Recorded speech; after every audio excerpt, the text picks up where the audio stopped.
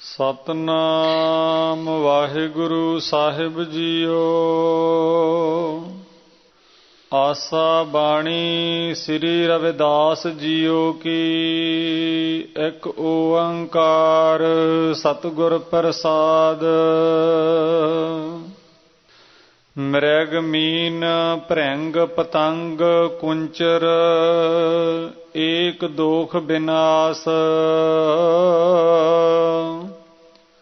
ਪੰਚ ਦੋਖ ਅਸਾਧ ਜਾਮਹਿ ਤਾਕੀ ਕੇਤਕ ਆਸ। ਮ੍ਰਿਗ ਮੀਨ ਭ੍ਰਿੰਗ ਪਤੰਗ ਕੁੰਚਰ ਏਕ ਦੋਖ ਬਿਨਾਸ।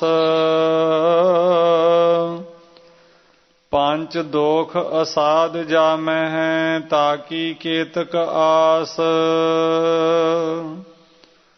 ਮਾਧੋ ਅਵਿਦਿਆ ਹਿਤ ਕੀਨ ਬਵੇਕ ਦੀਪ ਮਲੀਨ। ਰਹਾਉ ਤ੍ਰਿਗਦ ਜੋਨ ਅਚੇਤ ਸੰਭਵ ਪੁੰਨ ਪਾਪ ਅਸੋਚ। ਮਾਨੁਖਾ ਅਵਤਾਰ ਦੁਲਭ ਤਿਹੀ ਸੰਗਤ ਪੋਚ। ਜੀ ਜੰਤ ਜਹਾਂ ਜਹਾਂ ਲਗ ਕਰਮ ਕੇ ਬਸ ਜਾਏ। ਕਾਲ ਫਾਸ ਅਬਦ ਲਾਗੇ ਕਛ ਨਾ ਚੱਲੈ ਉਪਾਏ। ਰਵਿਦਾਸ ਦਾਸ ਉਦਾਸ ਤਜ ਭ੍ਰਮ ਤਪਨ ਤਪ ਗੁਰ ਗਿਆਨ। ਭਗਤ ਜਨ ਭੈ ਹਰਨ ਪਰਮਾਨੰਦ ਕਰਹੁ ਨਿਦਾਨ। ਰਵਿਦਾਸ ਦਾਸ ਉਦਾਸ ਤਜ ਭ੍ਰਮ ਤਪਨ ਤਪ ਗੁਰ ਗਿਆਨ। ਭਗਤ ਜਨ ਭੈ ਹਰਨ ਪਰਮਾਨੰਦ ਕਰਹੁ ਨਿਦਾਨ। ਆਸਾ ਬਾਣੀ ਸ੍ਰੀ ਰਵਿਦਾਸ ਜੀਓ ਕੀ। ਇੱਕ ਓੰਕਾਰ ਸਤਿਗੁਰ ਪ੍ਰਸਾਦ। ਮ੍ਰਿਗ ਮੀਨ ਭ੍ਰਿੰਗ ਪਤੰਗ ਕੁੰਚਰ ਏਕ ਦੋਖ ਬਿਨਾਸ। ਵਾਹਿਗੁਰੂ ਜੀ ਕਾ ਖਾਲਸਾ ਵਾਹਿਗੁਰੂ ਜੀ ਕੀ ਫਤਿਹ। ਪਰਮ ਸਨਮਾਨਯੋਗ ਗੁਰੂ ਖਾਲਸਾ ਸਤ ਸੰਗਤ ਜੀਓ। ਸਤਿਗੁਰੂ ਨੇ ਅਪਾਰ ਬਖਸ਼ਿਸ਼ ਕੀਤੀ। ਆਪ ਸੰਗਤਾਂ ਸਭ ਤੇ ਊਤਮ ਹਰ ਕੀ ਕਥਾ ਧੁਰ ਕੀ ਬਾਣੀ ਦੀ ਲੜੀਵਾਰ ਕਥਾ ਵਿਚਾਰ ਸਰਵਣ ਕਰ ਰਹੇ ਹੋ। ਲੜੀਵਾਰ ਕਥਾ ਇਸ ਵੇਲੇ ਆਸਾ ਰਾਗ ਦੀ ਭਗਤ ਬਾਣੀ ਵਿੱਚ ਚੱਲ ਰਹੀ ਹੈ।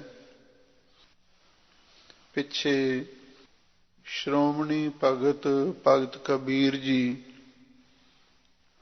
ਅਤੇ ਭਗਤ ਨਾਮਦੇਵ ਜੀ ਦੀ ਬਾਣੀ ਦੀ ਕਥਾ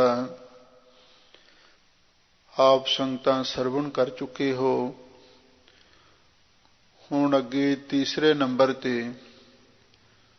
ਭਗਤ ਰਵਿਦਾਸ ਜੀ ਦੀ ਬਾਣੀ ਆਰੰਭ ਹੋ ਰਹੀ ਹੈ।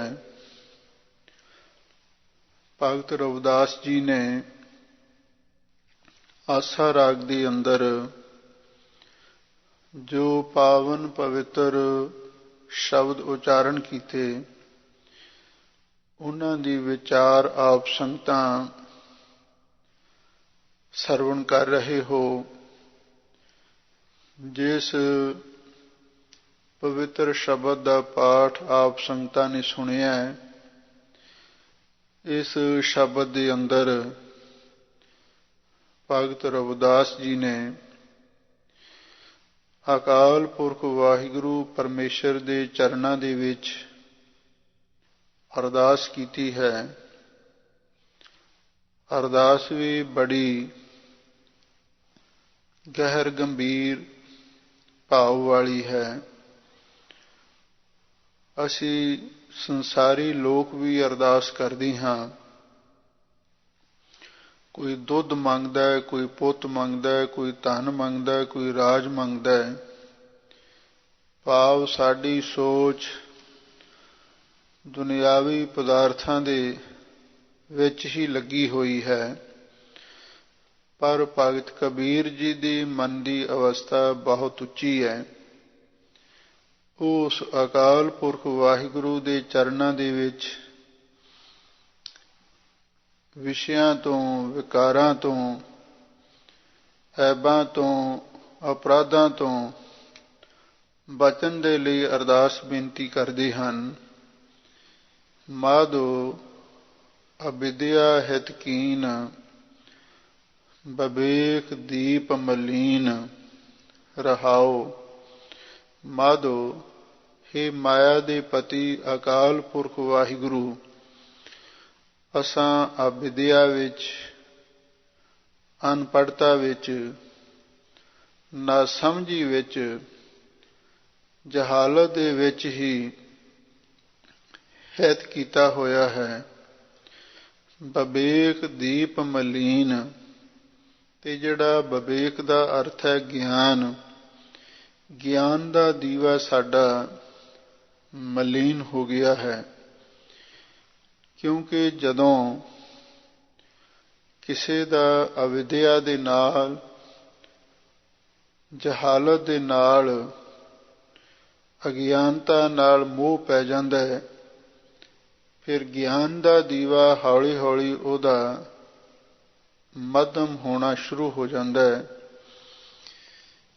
ਮਹਾਂਪੁਰਖ ਦ੍ਰਿਸ਼ਟਾਂਤ ਦਿੰਦੇ ਸਨ, ਸਾਡੀ ਬੁੱਧੀ ਇੱਕ ਲੈਂਪ ਦੀ ਚਿਮਨੀ ਵਾਂਗ ਹੈ। ਉਹਦੇ ਵਿੱਚ ਵਾਹਿਗੁਰੂ ਪਰਮੇਸ਼ਰ ਦੀ ਜੋਤ ਦਾ ਪ੍ਰਕਾਸ਼ ਹੋ ਰਿਹਾ ਹੈ। ਉਸ ਜੋਤ ਦਾ ਬੁੱਧੀ ਰਾਹੀਂ ਸਾਡੇ ਮਨ ਨੂੰ, ਸਾਡੇ ਦਿਮਾਗ ਨੂੰ, ਸਾਡੇ ਅੰਤःਕਰਨ ਨੂੰ ਚਾਨਣ ਮਿਲਦਾ ਹੈ। ਪਰ ਜਦੋਂ ਬੁੱਧੀ ਹੀ ਮਲੀਨ ਹੋ ਜਾਂਦੀ ਹੈ, ਫਿਰ ਉਸ ਜੋਤ ਦਾ ਪ੍ਰਕਾਸ਼ ਮੱਧਮ ਪੈਣਾ ਸ਼ੁਰੂ ਹੋ ਜਾਂਦਾ ਹੈ। ਉਹ ਕਿਵੇਂ?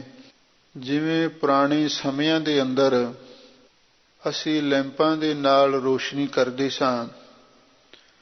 ਲੈਂਪ ਦੇ ਉੱਪਰ ਇੱਕ ਕੱਚ ਦੀ ਚਿਮਨੀ ਹੁੰਦੀ ਸੀ।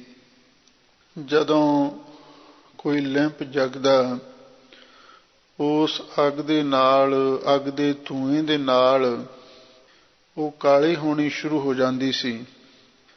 ਇਸੇ ਲਈ ਉਸ ਚਿਮਨੀ ਨੂੰ ਹਰ ਰੋਜ਼ ਸਾਫ਼ ਕਰਕੇ ਫਿਰ ਅੱਗੇ ਲੈਂਪ ਨੂੰ ਬਾਲਿਆ ਜਾਂਦਾ ਸੀ।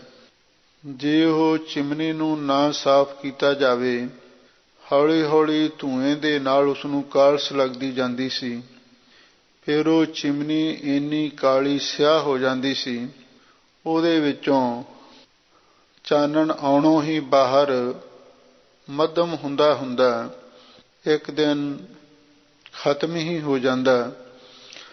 ਇਸੇ ਤਰ੍ਹਾਂ ਜੋ ਵਾਹਿਗੁਰੂ ਦੀ ਜੋਤ ਦਾ ਪ੍ਰਕਾਸ਼ ਬੁੱਧੀ ਰੂਪੀ ਚਿਮਨੀ ਦੁਆਰਾ ਬਾਹਰ ਆਉਂਦਾ ਹੈ, ਜਦੋਂ ਬੁੱਧੀ ਦੀ ਚਿਮਨੀ ਹਉਮੈ ਹੰਕਾਰ ਦੇ ਸੰਸਕਾਰਾਂ ਰੂਪ ਧੂਏਂ ਦੇ ਨਾਲ ਕਾਲੀ ਹੋ ਜਾਂਦੀ ਹੈ, ਫਿਰ ਉਹ ਵਿਵੇਕ ਦਾ ਦੀਵਾ ਮਲੀਨ ਮੱਧਮ ਹੋ ਜਾਂਦਾ ਹੈ। ਉਹਦੀ ਰੋਸ਼ਨੀ ਘਟਦੀ ਘਟਦੀ ਮੱਧਮ ਪੈ ਜਾਂਦੀ ਹੈ। ਤੇ ਜਦੋਂ ਵਿਵੇਕ ਦਾ ਦੀਵਾ ਮਲੀਨ ਹੋ ਜਾਂਦਾ ਹੈ, ਤੇ ਫਿਰ ਬਾਹਰ ਰੋਸ਼ਨੀ ਆਉਣੋਂ ਬੰਦ ਹੋ ਜਾਂਦੀ ਹੈ।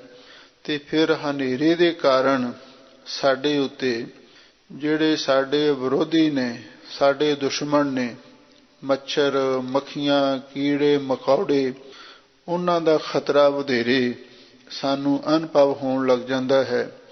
ਕਿਉਂਕਿ ਹਨੇਰਾ ਇੱਕ ਐਸੀ ਡਰਾਉਣੀ ਚੀਜ਼ ਹੈ। ਅੰਧਕਾਰ ਸੋ ਕਬਹਿ ਨ ਸੋਈ ਹੈ, ਰਾਜਾ ਰਾਮ ਰਾਜਾ ਰੰਕ ਦੋ ਮਿਲ ਰੋਈ ਹੈ।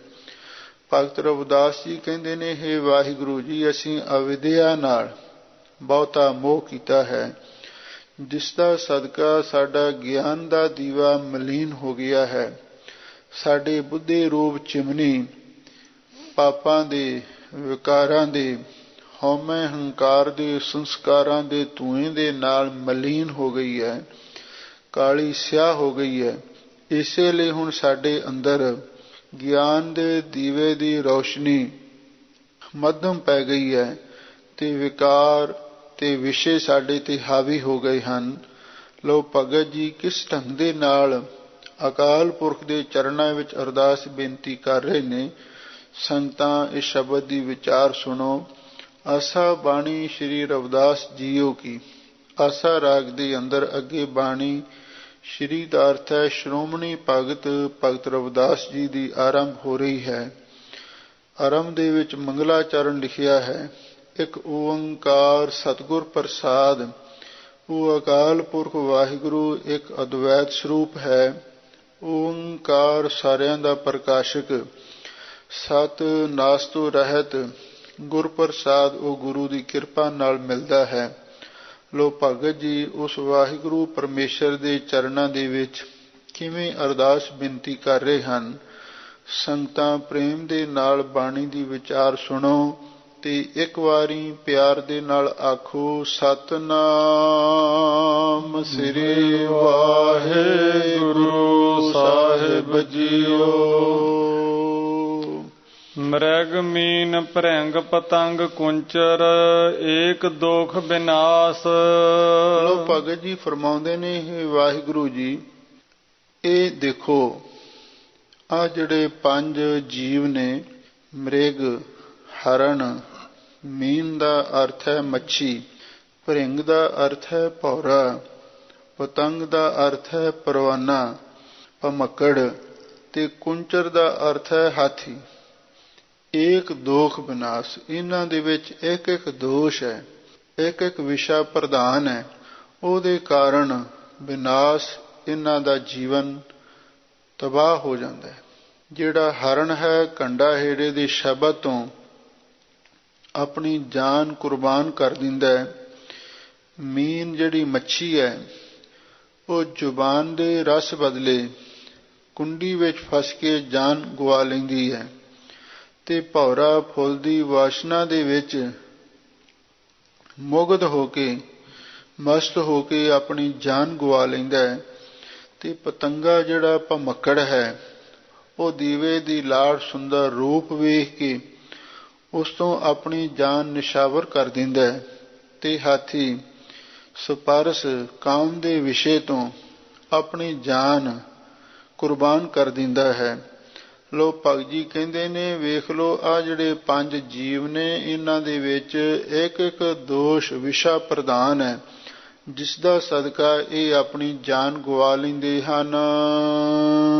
ਪੰਚ ਦੋਖ ਅਸਾਧ ਜਾ ਮਹਿ ਤਾਕੀ ਕੇਤਕ ਆਸ। ਪਰ ਭਗਤ ਜੀ ਫਰਮਾਉਂਦੇ ਨੇ ਦੇਖ ਲੋ ਜਿਸ ਮਨੁੱਖ ਦੇ ਵਿੱਚ ਇਹ ਪੰਜੇ ਹੀ ਅਸਾਧ ਰੋਗ ਨੇ, ਨਾ ਸਾਧੇ ਜਾਣ ਵਾਲੇ ਇਹ ਪੰਜ ਵਿਸ਼ੇ ਨੇ ਸ਼ਬਦ ਸਪਰਸ ਰੂਪ ਰਸ ਗੰਧ, ਤਾਂ ਕਿ ਕੀਤਕ ਆਸ ਉਹਦੀ ਕਿੰਨਾ ਚਿਰ ਆਸ ਅਸੀਂ ਰੱਖ ਸਕਦੇ ਹਾਂ।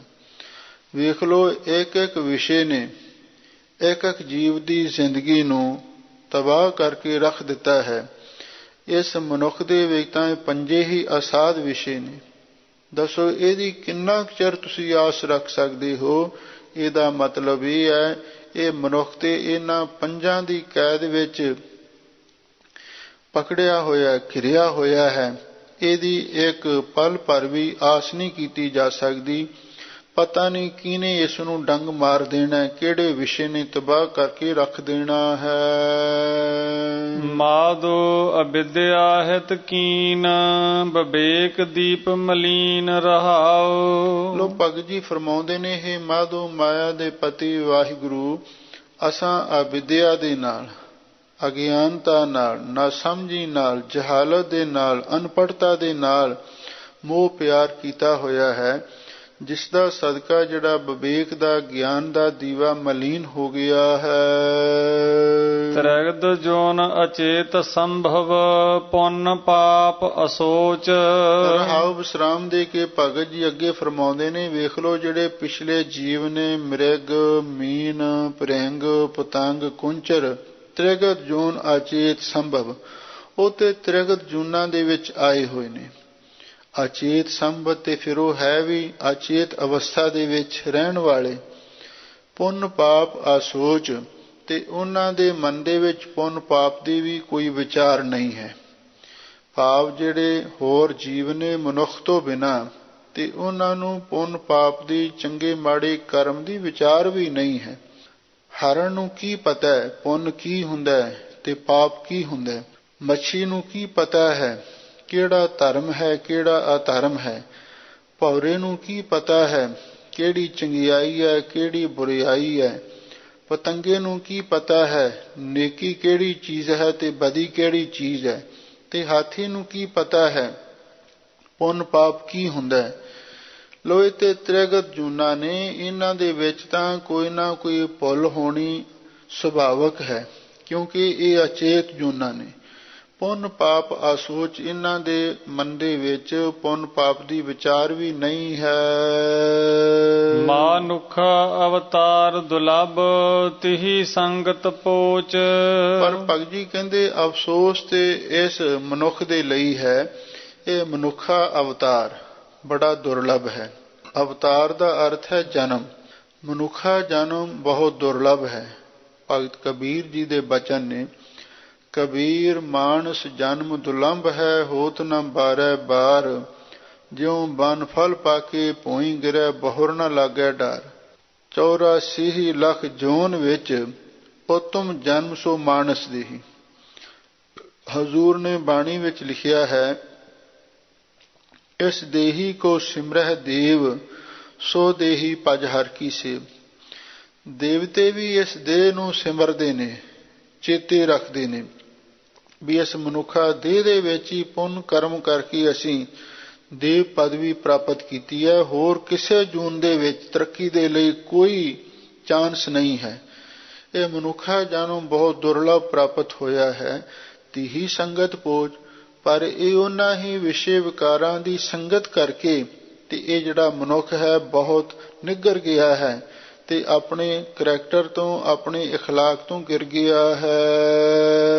ਜੀ ਜੰਤ ਜਹਾਂ ਜਹਾਂ ਲਗ, ਕਰਮ ਕੇ ਬਸ ਜਾਏ। ਲੋ ਭਗਤ ਜੀ ਫਰਮਾਉਂਦੇ ਨੇ, ਜਿਤਨੇ ਵੀ ਛੋਟੇ ਵੱਡੇ ਉੱਚੇ ਨੀਵੇਂ ਗਰੀਬ ਅਮੀਰ ਜਿੰਨੇ ਵੀ ਜੀਵ ਨੇ, ਤੇ ਆਪਣੇ ਕਰਮਾਂ ਦੇ ਵਸੀਕਾਰ ਹੋ ਕੇ ਜਿੱਥੇ ਜਿੱਥੇ ਤੱਕ ਵੀ ਜਾਂਦੇ ਨੇ, ਭਾਵ ਕੋਈ ਨਰਕਾਂ ਵਿੱਚ ਚਲਿਆ ਜਾਂਦਾ ਹੈ, ਕੋਈ ਸਵਰਗਾਂ ਵਿੱਚ ਵੀ ਚਲਿਆ ਜਾਂਦਾ ਹੈ।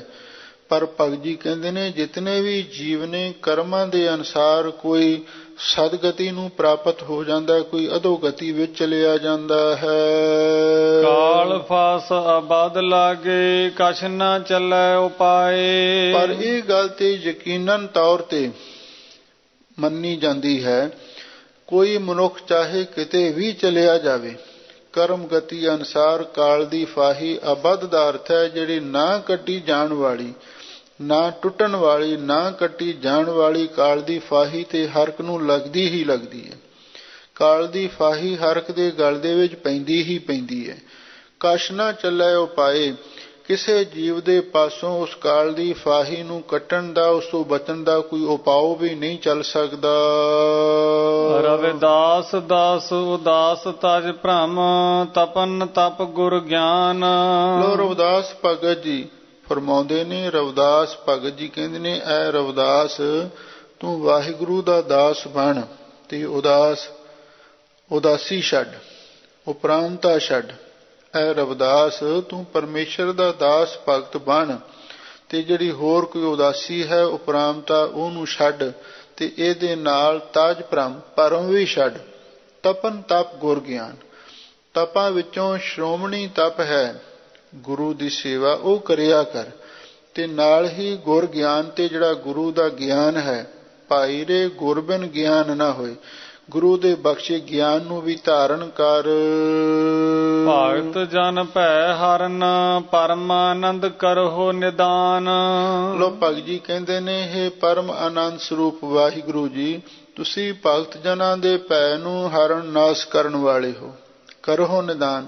ਤੇ ਮਹਾਰਾਜ ਮੇਰਾ ਵੀ ਤੁਸੀਂ ਨਿਦਾਨ ਦਾ ਅਰਥ ਹੈ ਫੈਸਲਾ ਕਰ ਦਿਓ, ਮੇਰਾ ਵੀ ਨਿਬੇੜਾ ਕਰ ਦਿਓ। ਜਿਹੜਾ ਨਿਦਾਨ ਦਾ ਅਰਥ ਹੁੰਦਾ ਹੈ ਵੀ ਅੰਤ, ਤੁਸੀਂ ਮੇਰਾ ਵੀ ਅੰਤ ਕਰ ਦਿਓ, ਇਹਦਾ ਮਤਲਬ ਮੇਰਾ ਵੀ ਕਲਿਆਣ ਕਰ ਦਿਓ। ਨਿਦਾਨ ਦਾ ਅਰਥ ਭਾਵ ਅਰਥ ਕਲਿਆਣ ਹੀ ਬਣੇਗਾ। ਹੇ ਭਗਤ ਜਨਾਂ ਦੇ ਪੈ ਨੂੰ ਹਰਨ ਨਾਸ਼ ਕਰਨ ਵਾਲੇ ਪਰਮ ਆਨੰਦ ਸਰੂਪ ਵਾਹਿਗੁਰੂ ਜੀ, ਕਰੋ ਨਿਦਾਨ, ਮੇਰਾ ਵੀ ਫੈਸਲਾ ਕਰ ਦਿਓ, ਮੇਰੀ ਵੀ ਕਲਿਆਣ ਕਰ ਦਿਓ, ਇਹ ਤੁਸੀਂ ਮੇਰੇ ਤੇ ਮਿਹਰ ਕਰੋ। ਜਾਂ ਇਸ ਦਾ ਦੂਜਾ ਅਰਥ ਇਹ ਵੀ ਵਿਦਵਾਨਾਂ ਨੇ ਕੀਤਾ ਹੈ, ਪਰਮਾਨੰਦ ਕਰੋ ਨਿਦਾਨ। ਹੇ ਵਾਹਿਗੁਰੂ ਜੀ, ਤੁਸੀਂ ਨਿਦਾਨ ਦਾ ਅਰਥ ਹੈ ਅੰਤ ਨੂੰ, ਪਰਮਾਨੰਦ ਦੀ ਦਾਤ ਬਖਸ਼ਿਸ਼ ਕਰ ਦਿਓ। ਜਿਵੇਂ ਭਗਤ ਕਬੀਰ ਜੀ ਨੇ ਲਿਖਿਆ ਹੈ, ਕਬੀਰ ਜਿਸ ਮਰਨੇ ਤੇ ਜਗ ਡਰੈ, ਮੇਰੇ ਮਨ ਆਨੰਦ, ਮਰਨੇ ਹੀ ਤੇ ਪਾਈਆ ਪੂਰਨ ਪਰਮਾਨੰਦ। ਮਹਾਰਾਜ ਅੰਤ ਨੂੰ ਤੁਸੀਂ ਮੈਨੂੰ ਪਰਮ ਆਨੰਦ ਦੀ ਦਾਤ ਬਖਸ਼ੋ, ਕੇਵਲ ਮੁਕਤੀ ਦੀ ਦਾਤ ਬਖਸ਼ੋ। ਭਾਵ ਮੈਂ ਸਰੀਰ ਛੱਡ ਕੇ ਤੁਹਾਡੇ ਵਿੱਚ ਹੀ ਅਭੇਦ ਹੋ ਜਾਵਾਂ, ਇਹ ਮੇਰੇ ਤੇ ਮਿਹਰ ਕਰੋ। ਆਸਾ ਸੰਤ ਤੁਜੀ ਤਨ ਸੰਗਤ ਪ੍ਰਾਨ, ਸਤਿਗੁਰ ਗਿਆਨ ਜਾਣੈ ਸੰਤ ਦੇਵਾ ਦੇਵ। ਹੁਣ ਅੱਗੇ ਭਗਤ ਰਵਿਦਾਸ ਜੀ ਸੰਤਾਂ ਦੀ ਮਹਿਮਾ ਉਚਾਰਨ ਕਰਦੇ ਨੇ। ਸੰਤ ਕੌਣ ਹੈ? ਜਿਸ ਦਾ ਮਨ ਸ਼ਾਂਤ ਹੋ ਗਿਆ, ਜਿਨ੍ਹਾਂ ਸਾਸ ਗਰਾਸ ਨਾ ਵਿਸਰੈ, ਹਰ ਨਾਮਾ ਮਨ ਮੰਤ, ਧਨ ਸੇ ਸੇਈ ਨਾਨਕਾ ਪੂਰਨ ਸੋਈ ਸੰਤ। ਸੰਤ ਸ਼ਬਦ ਗੁਰਬਾਣੀ ਵਿੱਚ ਇੱਕ ਵਾਰ ਨਹੀਂ ਅਨੇਕ ਵਾਰ ਆਇਆ ਹੈ। ਕਈ ਸਾਡੇ ਭੁੱਲੜ ਵੀਰ ਸੰਤ ਸ਼ਬਦ ਤੋਂ ਘਿਰਣਾ ਵੀ ਕਰਦੇ ਨੇ, ਬਈ ਕਹਿੰਦੇ ਸੰਤ ਨਹੀਂ ਕਿਸੇ ਨੂੰ ਕਹਿਣਾ ਚਾਹੀਦਾ, ਸੰਤ ਕੋਈ ਹੋ ਹੀ ਨਹੀਂ ਸਕਦਾ, ਸੰਤ ਗੁਰੂ ਹੈ, ਸੰਤ ਰੱਬ ਹੈ। ਇਸ ਤਰ੍ਹਾਂ ਦੀਆਂ ਗੱਲਾਂ ਕਰਕੇ ਆਪ ਵੀ ਭਰਮ ਭੁਲੇਖੇ ਦਾ ਸ਼ਿਕਾਰ ਹੁੰਦੇ ਨੇ, ਦੂਜਿਆਂ ਨੂੰ ਵੀ ਭੁਲੇਖੇ ਵਿੱਚ ਪਾਉਂਦੇ ਨੇ। ਯਾਦ ਰੱਖੋ, ਗੁਰਬਾਣੀ ਵਿੱਚ ਸੰਤ ਸ਼ਬਦ ਦੀ ਵਰਤੋਂ ਅਨੇਕ ਅਰਥਾਂ ਵਿੱਚ ਹੋਈ ਹੈ। ਸੰਤ ਸ਼ਬਦ ਅਕਾਲ ਪੁਰਖ ਵਾਹਿਗੁਰੂ ਦਾ ਵੀ ਵਾਚਕ ਹੈ। ਸਮੇਂ ਅੰਤ ਪਰ ਹੋਤ ਸਹਾਈ, ਤਾਤੇ ਸੰਖਿਆ ਸੰਤ ਬਤਾਈ। ਪਾਤਸ਼ਾਹੀ 10ਵੀਂ। ਉਹ ਵਾਹਿਗੁਰੂ ਅੰਤ ਸਮੇਂ ਸਭ ਦੀ ਸਹਾਇਤਾ ਕਰਦਾ ਹੈ, ਇਸ ਲਈ ਉਹ ਸੰਤ ਹੈ। ਦੂਸਰਾ ਸੰਤ ਗੁਰੂ ਦਾ ਵੀ ਵਾਚਕ ਹੈ, ਭਾਗ ਹੋਆ ਗੁਰ ਸੰਤ ਮਿਲਾਇਆ। ਤੀਜਾ ਸੰਤ ਬ੍ਰਹਮ ਗਿਆਨੀ, ਸ਼ਾਂਤ ਆਤਮਾ ਮਹਾਂਪੁਰਖਾਂ ਦਾ ਵੀ ਨਾਮ ਹੈ। ਤੇ ਸੰਤ ਕਈ ਵਾਰੀ ਜਿਗਿਆਸੂਆਂ ਸਾਧਕਾਂ ਲਈ ਵੀ ਸ਼ਬਦ ਵਰਤਿਆ ਗਿਆ ਹੈ। ਪਰ ਇਸ ਸ਼ਬਦ ਦੇ ਅੰਦਰ ਭਗਤ ਰਵਿਦਾਸ ਜੀ ਜਿਹੜੇ ਵਾਹਿਗੁਰੂ ਦੇ ਪਿਆਰੇ ਸਵਾਸ ਗ੍ਰਾਸ ਸਿਮਰਨ ਕਰਨ ਵਾਲੇ ਨਾਮ ਰਸੀਏ ਤੇ ਪਰਉਪਕਾਰੀ ਪਵਿੱਤਰ ਆਤਮਾ ਨੇ, ਉਹਨਾਂ ਲਈ ਸੰਤ ਸ਼ਬਦ ਵਰਤਿਆ ਹੈ। ਸੰਤ ਚੀ ਮਾਰਗ, ਸੰਤ ਚੀ ਸੰਗਤ, ਸੰਤ ਕਥਾ ਰਸ, ਸੰਤ ਪ੍ਰੇਮ ਮਾਝੈ, ਦੀਜਾ ਦੇਵਾ ਦੇਵ। ਰਹਾਉ ਇਹ ਹਨ ਰਹਾਉ ਦੀਆਂ ਪੰਕਤੀਆਂ। ਦੇਵਾ ਦੇਵ ਸ਼ਬਦ ਅਕਾਲ ਪੁਰਖ ਦੇ ਲਈ ਭਗਤ ਜੀ ਨੇ ਵਰਤਿਆ। ਦੇਵਾ ਦੇਵ ਦਾ ਅਰਥ ਹੈ ਇਹ ਦੇਵਤਿਆਂ ਦੇ ਵੀ ਦੇਵ ਪੂਜ, ਅਥਵਾ ਇਹ ਦੇਵਤਿਆਂ ਦੇ ਵੀ ਦੇਵਾ ਪ੍ਰਕਾਸ਼ ਰੂਪ ਵਾਹਿਗੁਰੂ, ਤੂੰ ਮੇਰੇ ਤੇ ਕਿਰਪਾ ਕਰ। ਸੰਤ ਪ੍ਰੇਮ ਮਾਝੈ, ਸੰਤਾਂ ਦਾ ਪ੍ਰੇਮ। ਮਾਝੈ ਦਾ ਅਰਥ ਹੈ ਮੇਰੇ ਹਿਰਦੇ ਵਿੱਚ। ਦੀਜਾ ਦਾ ਅਰਥ ਤੂੰ ਦੇਣਾ ਕਰ। ਸੰਤ ਪ੍ਰੇਮ ਮਾਝੈ ਦੀਜਾ ਦੇਵਾ ਦੇਵ। ਹੇ ਦੇਵਤਿਆਂ ਦੇ ਵੀ ਦੇਵ ਪੂਜਨੀਕ, ਇਹ ਦੇਵਤਿਆਂ ਦੇ ਵੀ ਦੇਵ ਪ੍ਰਕਾਸ਼ਕ ਅਕਾਲ ਪੁਰਖ ਵਾਹਿਗੁਰੂ, ਜਿਹੜੇ ਤੇਰੇ ਪਿਆਰੇ ਸੰਤ ਮਹਾਂਪੁਰਖ ਨੇ, ਉਹਨਾਂ ਸੰਤਾਂ ਦਾ ਪ੍ਰੇਮ ਮੇਰੇ ਹਿਰਦੇ ਵਿੱਚ ਬਖਸ਼ਿਸ਼ ਕਰਦੇ। ਮੇਰੇ ਹਿਰਦੇ ਵਿੱਚ ਉਹਨਾਂ ਮਹਾਂਪੁਰਖਾਂ ਦਾ ਪ੍ਰੇਮ ਵਸ ਜਾਵੇ। ਸੰਤ ਚੀ ਸੰਗਤ, ਤੇ ਚੀ ਦਾ ਅਰਥ ਦੀ, ਕਿਉਂਕਿ ਜਿਹੜੀ ਉਹ ਮਹਾਰਾਸ਼ਟਰ ਦੀ ਬੋਲੀ ਹੈ ਨਾ, ਉਹਦੇ ਵਿੱਚ ਕੀ ਜਾਂ ਦੀ ਥਾਂ ਤੇ ਚੀ ਸ਼ਬਦ ਵਰਤਿਆ ਜਾਂਦਾ ਹੈ। ਤੇ ਭਗਤ ਰਵਿਦਾਸ ਜੀ, ਭਗਤ ਨਾਮਦੇਵ ਜੀ ਵੀ ਕਈ ਇਲਾਕਿਆਂ ਵਿੱਚ ਵਿਚਰਦੇ ਰਹੇ, ਇਸ ਲਈ ਉਹਨਾਂ ਦੀ ਬਾਣੀ ਦੇ ਵਿੱਚ ਮਹਾਰਾਸ਼ਟਰੀ ਬੋਲੀ ਦੀ ਝਲਕ ਮਿਲਦੀ ਹੈ। ਸੰਤ ਚੀ ਸੰਗਤ, ਵੀ ਉਹਨਾਂ ਸੰਤਾਂ ਦੀ ਸੰਗਤ, ਤੇ ਸੰਤ ਕਥਾ ਰਸ, ਤੇ ਸੰਤਾਂ ਦੀ ਕਥਾ ਦਾ ਰਸ, ਉਹ ਸਾਡੇ ਹਿਰਦੇ ਵਿੱਚ ਵਸਾ ਦਿਓ। ਇੱਕ ਮਹਾਂਪੁਰਖਾਂ ਦਾ ਪ੍ਰੇਮ, ਦੂਜਾ ਮਹਾਂਪੁਰਖਾਂ ਦੀ ਸੰਗਤ, ਤੀਜਾ ਉਹਨਾਂ ਦੀ ਕਥਾ ਦਾ ਰਸ ਸਾਡੇ ਹਿਰਦੇ ਵਿੱਚ ਵਸਾ ਦਿਓ। ਇਹ ਅਸੀਂ ਆਪ ਜੀ ਦੇ ਪਾਸੋਂ ਯਾਚਨਾ ਕਰਦੇ ਹਾਂ। ਹੁਣ ਆਰੰਭ ਤੋਂ ਭਗਤ ਜੀ ਫਰਮਾਉਂਦੇ ਹਨ। ਸੰਤ ਤੁਜੀ ਤਨ ਸੰਗਤ ਪ੍ਰਾਨ, ਪੜ੍ਹਦੇ। ਸਤਿਗੁਰ ਗਿਆਨ ਜਾਣੈ ਸੰਤ ਦੇਵਾ ਦੇਵ। ਲੋ ਭਗਤ ਜੀ ਫਰਮਾਉਂਦੇ ਨੇ, ਹੇ ਵਾਹਿਗੁਰੂ ਜੀ, ਸੰਤ ਤੁਝੀ ਤਨ, ਜਿਹੜੇ ਸੰਤ ਨੇ ਉਹ ਤੁਝੀ ਤਨ, ਤੁਹਾਡਾ ਹੀ ਤਨ ਸਰੀਰ ਨੇ। ਸੰਤ ਤੇਰਾ ਹੀ ਰੂਪ ਨੇ। ਤਨ ਦਾ ਅਰਥ ਹੁੰਦਾ ਸਰੀਰ, ਉਸ ਤੋਂ ਭਾਵ ਲੈਣਾ ਸਰੂਪ। ਹੇ ਵਾਹਿਗੁਰੂ, ਸੰਤ ਤੇਰਾ ਹੀ ਰੂਪ ਨੇ। ਹਰ ਹਰ ਜਨ ਦੋਈ ਏਕ ਹੈ, ਬਿਬ ਵਿਚਾਰ ਕਛ ਨਾਹੀਂ, ਜਲ ਤੇ ਉਪਜ ਤਰੰਗ, ਜਿਉ ਜਲ ਹੀ ਬਿਖੈ ਸਮਾਹੇ। ਹਰ ਕਾ ਸੇਵਕ ਸੋ ਹਰ ਜੀਹਾ, ਭੇਦ ਨਾ ਜਾਣੂ ਮਾਨਸ ਦੀਹਾ। ਭਗਤ ਜੀ ਫਰਮਾਉਂਦੇ ਨੇ, ਹੇ ਵਾਹਿਗੁਰੂ, ਸੰਤ ਤੇਰਾ ਰੂਪ ਨੇ। ਸੰਗਤ ਪ੍ਰਾਣ ਤੇ ਉਹਨਾਂ ਮਹਾਂਪੁਰਖਾਂ ਦੀ ਸੰਗਤ ਪ੍ਰਾਣਾਂ ਨੂੰ ਸਫਲ ਕਰਨ ਵਾਲੀ ਹੈ, ਜ਼ਿੰਦਗੀ ਨੂੰ ਸਫਲ ਕਰਨ ਵਾਲੀ ਹੈ। ਸਤਿਗੁਰ ਗਿਆਨ ਜਾਣੈ ਸੰਤ ਦੇਵਾ ਦੇਵ। ਹੇ ਦੇਵਤਿਆਂ ਤੇ ਦੇਵ ਪ੍ਰਕਾਸ਼ ਰੂਪ ਵਾਹਿਗੁਰੂ, ਜਿਹੜੇ ਸੰਤ ਲੋਕ ਨੇ ਸਤਿਗੁਰ ਗਿਆਨ ਜਾਣੈ, ਉਹ ਸਤਿਗੁਰੂ ਦੇ ਬਖਸ਼ੇ ਗਿਆਨ ਦੁਆਰਾ ਜਾਣੈ, ਉਹ ਤੈਨੂੰ ਜਾਣ ਲੈਂਦੇ ਨੇ। ਗੁਰੂ ਦੇ ਗਿਆਨ ਦੁਆਰਾ ਉਹਨਾਂ ਨੂੰ ਤੇਰੀ ਸਮਝ ਸੋਝੀ ਪ੍ਰਾਪਤ ਹੋ ਜਾਂਦੀ ਹੈ। ਜਿਹੜੇ ਐਸੇ ਮਹਾਂਪੁਰਖ ਨੇ, ਅਸੀਂ ਉਹਨਾਂ ਦੀ ਇੱਥੇ ਮਹਿਮਾ ਤੇ ਵਡਿਆਈ ਉਚਾਰਨ ਕਰ ਰਹੇ ਹਾਂ।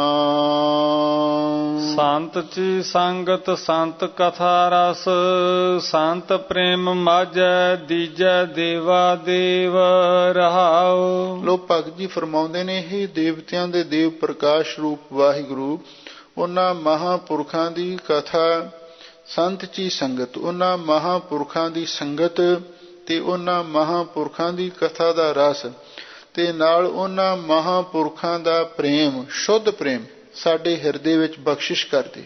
ਮਾਝਾ ਦਾ ਅਰਥ ਹਿਰਦੇ ਵਿੱਚ, ਇਹ ਤੇ ਗੁਰਬਾਣੀ ਵਿੱਚ ਕਈ ਥਾਂ ਤੇ ਸ਼ਬਦ ਆਇਆ ਹੈ, ਪਰ ਕੁਝ ਵਿਦਵਾਨਾਂ ਨੇ ਮਾਝਾ ਦਾ ਅਰਥ ਹਿੰਦੀ ਦਾ ਮੁਝਾ ਸ਼ਬਦ ਮੰਨ ਕੇ ਵੀ ਸੰਤ ਪ੍ਰੇਮ ਮਾਝਾ, ਵੀ ਮਾਝਾ ਦਾ ਅਰਥ ਵੀ ਮੁਝੇ, ਭਾਵ ਮੈਨੂੰ, ਇਹ ਅਰਥ ਵੀ ਕੀਤਾ। ਸੰਤ ਪ੍ਰੇਮ ਮਾਝਾ ਦੀਜੈ ਦੇਵਾ ਦੇਵ। ਹੇ ਵਾਹਿਗੁਰੂ, ਉਹਨਾਂ ਸੰਤਾਂ ਦਾ ਪ੍ਰੇਮ ਵੀ ਮੈਨੂੰ ਬਖਸ਼ਿਸ਼ ਕਰ ਦੇ। ਸੰਤ ਆਚਰਨ ਸੰਤ ਚੋ ਮਾਰਗ, ਸੰਤ ਚ ਉਲਗ ਉਲਗਣੀ। ਲੋ ਭਗਤ ਜੀ ਫਰਮਾਉਂਦੇ ਨੇ, ਸੰਤ ਆਚਰਨ ਸੰਤ ਚੋ ਮਾਰਗ, ਸੰਤ ਚ ਓਲਗ ਓ ਲੱਗਣੀ। ਇਹ ਲਾਲਾ ਜਿਹੜਾ ਅੱਖਰ ਹੈ ਨਾ, ਲਾਲਾ ਬੋਲਣਾ, ਓਲਗ ਓ ਲੱਗਣੀ। ਸੰਤ ਆਚਰਨ, ਮਹਾਰਾਜ ਮੈਨੂੰ ਸੰਤਾਂ ਵਰਗਾ ਉੱਚਾ ਸੁੱਚਾ ਜੀਵਨ ਵੀ ਬਖਸ਼ਿਸ਼ ਕਰ ਦਿਓ। ਸੰਤ ਆਚਰਨ, ਇਹ ਵੀ ਆਚਰਨ ਪਾਠ ਕਰਨਾ। ਸੰਤਾਂ ਵਰਗਾ ਆਚਰਨ, ਉੱਚਾ ਸੁੱਚਾ ਜੀਵਨ ਬਖਸ਼ਿਸ਼ ਕਰ ਦਿਓ। ਸੰਤ ਚੋ ਮਾਰਗ, ਤੇ ਸੰਤਾਂ ਦਾ ਮਾਰਗ, ਸੰਤ ਕਾ ਮਾਰਗ ਧਰਮ ਕੀ ਪੌੜੀ, ਕੋਵਡ ਭਾਗੀ ਪਾਏ। ਸਾਨੂੰ ਉਹ ਸੰਤਾਂ ਦਾ ਮਾਰਗ ਵੀ ਬਖਸ਼ਿਸ਼ ਕਰ ਦਿਓ, ਪਾਓ ਭਗਤੀ ਦਾ ਮਾਰਗ। ਸੰਤ ਚ ਓਲਗ ਓ ਲੱਗਣੀ, ਤੇ ਮਹਾਰਾਜ ਸਾਨੂੰ ਸੰਤਾਂ ਦੇ ਦਾਸਾਂ ਦੇ ਦਾਸ ਬਣਾ ਦਿਓ। ਓਲਗ ਦਾ ਅਰਥ ਹੁੰਦਾ ਦਾਸ, ਤੇ ਓ ਲੱਗਣੀ ਦਾ ਅਰਥ ਵੀ ਦਾਸਾਂ ਦੀ ਦਾਸ। ਮੈਨੂੰ ਸੰਤਾਂ ਦੇ ਦਾਸਾਂ, ਸਾਨੂੰ ਸੰਤਾਂ ਦੇ ਦਾਸਾਂ ਦੇ ਦਾਸ ਬਣਾ ਦਿਓ। ਅਸੀਂ ਕੋਈ ਉਹਨਾਂ ਦੇ ਕੋਲ ਜਾ ਕੇ ਬਰਾਬਰੀ ਨਹੀਂ ਕਰਨਾ ਚਾਹੁੰਦੇ, ਜਾਂ ਉੱਥੇ ਜਾ ਕੇ ਕੋਈ ਚੌਧਰ ਜਾਂ ਜਥੇਦਾਰੀ ਨਹੀਂ ਭਾਲਦੇ। ਸਾਨੂੰ ਉਹਨਾਂ ਮਹਾਂਪੁਰਖਾਂ ਦੇ ਦਾਸਾਂ ਦੇ ਦਾਸ ਬਣਾ ਦਿਓ।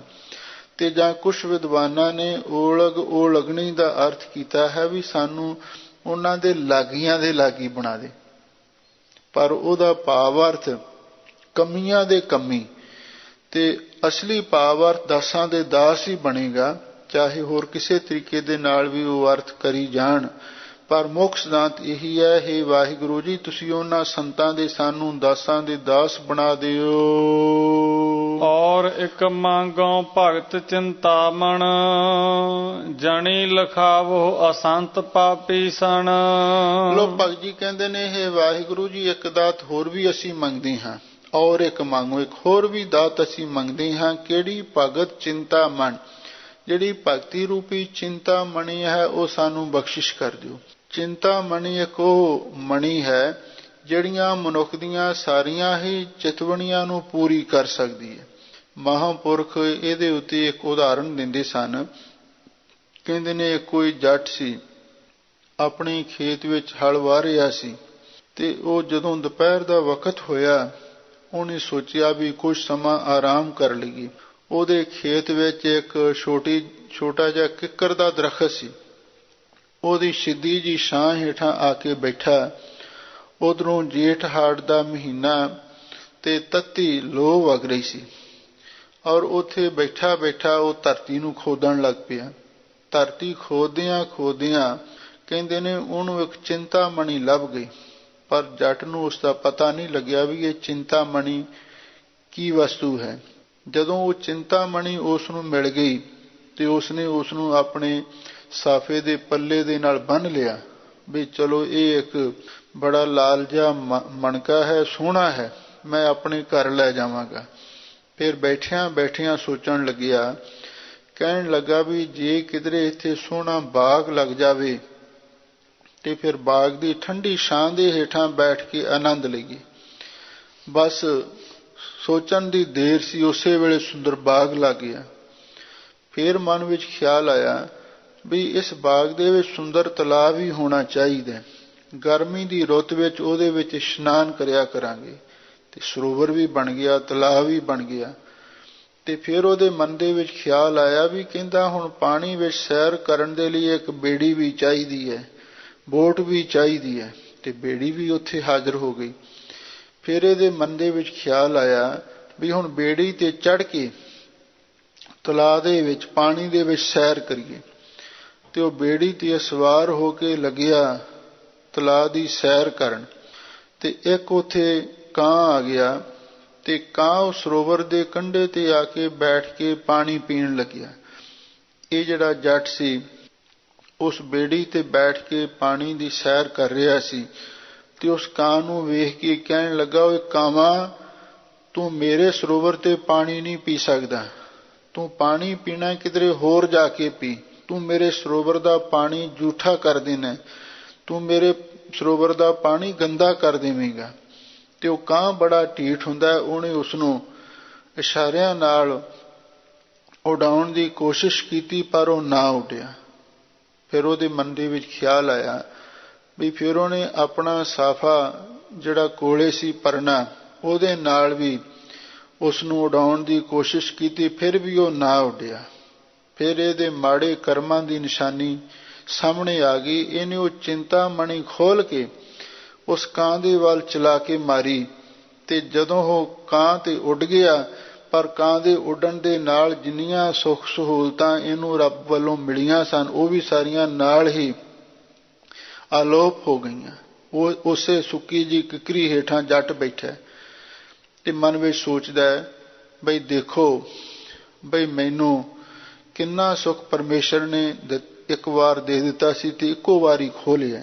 ਪਰ ਉਹਨੂੰ ਇਹ ਨਹੀਂ ਪਤਾ ਲੱਗਾ ਵੀ ਇਹ ਚਿੰਤਾਮਣੀ ਦੀ ਸਾਰੀ ਗੱਲ ਸੀ, ਪਰ ਅਸਲੀ ਚਿੰਤਾਮਣੀ ਹੈ ਵਾਹਿਗੁਰੂ ਦੀ ਭਗਤੀ। ਭਗਤ ਜੀ ਕਹਿੰਦੇ ਨੇ, ਹੇ ਵਾਹਿਗੁਰੂ, ਤੂੰ ਮੈਨੂੰ ਆਪਣੀ ਚਿੰਤਾ ਦੀ, ਆਪਣੀ ਭਗਤੀ ਦੀ, ਪ੍ਰੇਮਾ ਭਗਤੀ ਦੀ ਚਿੰਤਾਮਣੀ ਬਖਸ਼ਿਸ਼ ਕਰ, ਕਿਉਂਕਿ ਪ੍ਰੇਮਾ ਭਗਤੀ ਕਰਦਿਆਂ ਹੋਇਆਂ ਜੋ ਵੀ ਮੰਗੀਏ, ਜੋ ਵੀ ਚਿਤਵੀਏ, ਉਹੀ ਕੁਛ ਮਿਲ ਜਾਂਦਾ ਹੈ। ਜਣੀ ਲਿਖਾਵੋ ਆਸੰਤ ਪਾਪੀ ਸਨ। ਲੋਕ ਭਗਤ ਜੀ ਕਹਿੰਦੇ ਨੇ, ਹੇ ਵਾਹਿਗੁਰੂ ਜੀ, ਇਹ ਵੀ ਕਿਰਪਾ ਕਰ ਦਿਓ ਤੇ ਜਿਹੜੇ ਅਸੰਤ, ਜਿਨ੍ਹਾਂ ਵਿੱਚ ਸੰਤਾਂ ਵਾਲਾ ਕੋਈ ਗੁਣ ਨਹੀਂ, ਭਾਵ ਅਨਾੜੀ ਪੁਰਸ਼ ਨੇ, ਸਾਕਤ ਪੁਰਸ਼ ਨੇ, ਅਸੰਤ ਦਾ ਅਰਥ ਹੋ ਗਿਆ ਸਾਕਤ, ਤੇ ਪਾਪੀ ਸਨ ਜਿਹੜੇ ਅਸੰਤ ਤੇ ਪਾਪੀ ਲੋਕ ਨੇ, ਪਾਪੀਆਂ ਸਮੇਤ ਜਿਹੜੇ ਅਸੰਤ ਅਨਾੜੀ ਪੁਰਸ਼ ਨੇ, ਸਾਕਤ ਪੁਰਸ਼ ਨੇ, ਜਣੀ ਲਿਖਾਵੋ। ਮਹਾਰਾਜ ਇਹਨਾਂ ਦੇ ਵੀ ਮਤ ਦਰਸ਼ਨ ਕਰਵਾਓ। ਜਿਹੜੇ ਸਾਕਤ ਪੁਰਸ਼ ਨੇ ਤੇ ਜਾਂ ਪਾਪੀ ਲੋਕ ਨੇ ਉਹ ਵੀ ਸਾਡੇ ਮੱਥੇ ਨਾ ਲੱਗਣ, ਕਿਉਂਕਿ ਉਹਨਾਂ ਪਾਪੀਆਂ ਨੂੰ, ਸਾਕਤਾਂ ਨੂੰ ਮਿਲ ਕੇ ਕੋਈ ਨਾ ਕੋਈ ਕਾਲਸ ਹੀ ਤੇ ਲੱਗਣੀ ਹੈ।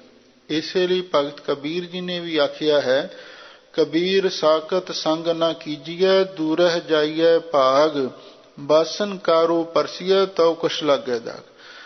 ਗੁਰਸਿੱਖ ਦੀ ਨਿਤ ਦੀ ਅਰਦਾਸ ਵਿੱਚ ਵੀ ਅਖੀਰ ਤੇ ਇਹੀ ਸ਼ਬਦ ਦੁਹਰਾਏ ਜਾਂਦੇ ਨੇ, ਹੇ ਵਾਹਿਗੁਰੂ, ਉਹਨਾਂ ਪਿਆਰਿਆਂ ਨੂੰ ਮੇਲ ਜਿਨ੍ਹਾਂ ਮਿਲਿਆ ਤੇਰਾ ਨਾਮ ਚਿਤ ਆਵੇ। ਤੇ ਦੂਜੇ ਪਾਸੇ ਜਿਹੜੇ ਅਸੰਤ ਨੇ, ਪਾਪੀ ਨੇ, ਉਹਨਾਂ ਦੀ ਕੋਈ ਗੱਲ ਨਹੀਂ ਕੀਤੀ। ਜਣੀ ਲਿਖਾਵੋ ਆਸੰਤ ਪਾਪੀ ਸਨ। ਲੋਕ ਭਗਤ ਜੀ ਕਹਿੰਦੇ ਨੇ, ਇਹ ਪਾਪੀ ਸਨ ਇਕੱਠਾ ਵੀ ਪਾਠ ਮਹਾਂਪੁਰਖ ਕਰਵਾਉਂਦੇ ਸਨ। ਇਹਦਾ ਅਰਥ ਸੀ ਪਾਪੀ ਸਨ ਜਿਹੜੇ ਪਾਪਾਂ ਦੀ ਇੱਛਾ ਰੱਖਣ ਵਾਲੇ, ਅਸੰਤ ਅਨਾੜੀ ਪੁਰਸ਼ ਨੇ, ਉਹ ਸਾਡੇ ਮੱਥੇ ਨਾ ਲੱਗਣ। ਅਥਵਾ ਪਾਪੀ ਸਣ, ਜਿਹੜੇ ਸਣ ਵਾਂਗੂ, ਜਿਹੜੀ ਸਣ ਹੈ ਉਹ ਆਪ ਵੀ ਪਹਿਲਾਂ ਪਾਣੀ ਵਿੱਚ ਸੜਦੀ ਗਲਦੀ ਹੈ, ਫਿਰ ਉਹਦੇ ਰੱਸੇ ਵੱਟੇ ਜਾਂਦੇ ਨੇ, ਫਿਰ ਉਹ ਪਸ਼ੂਆਂ ਦੇ ਗਲ ਵਿੱਚ ਪੈਂਦੀ ਹੈ, ਕਈ ਵਾਰੀ ਕਿਸੇ ਮਨੁੱਖ ਦੇ ਗਲ ਦੇ ਵਿੱਚ ਵੀ ਪੈ ਕੇ ਉਹਦੀ ਜਾਨ ਲਈ ਖਤਰਾ ਬਣ ਜਾਂਦੀ। ਇਸ ਤਰ੍ਹਾਂ ਜਿਹੜੇ ਸਣ ਵਰਗੇ ਪਾਪੀ ਨੇ, ਜਿਹੜੀ ਆਪ ਵੀ ਆਪਣੀ ਛਿੱਲ ਲਵਾਉਂਦੀ ਹੈ ਤੇ ਦੂਜਿਆਂ ਦੇ ਲਈ ਵੀ ਜਾਨਲੇਵਾ ਬਣਦੀ ਹੈ, ਜਿਹੜੇ ਇਹੋ ਜਿਹੇ ਸਣ ਵਰਗੇ ਪਾਪੀ ਨੇ ਤੇ ਅਸੰਤ ਅਨਾੜੀ ਪੁਰਸ਼ ਨੇ, ਉਹਨਾਂ ਦੇ ਵੀ ਮਹਾਰਾਜ ਦਰਸ਼ਨ ਨਾ ਕਰਵਾਓ।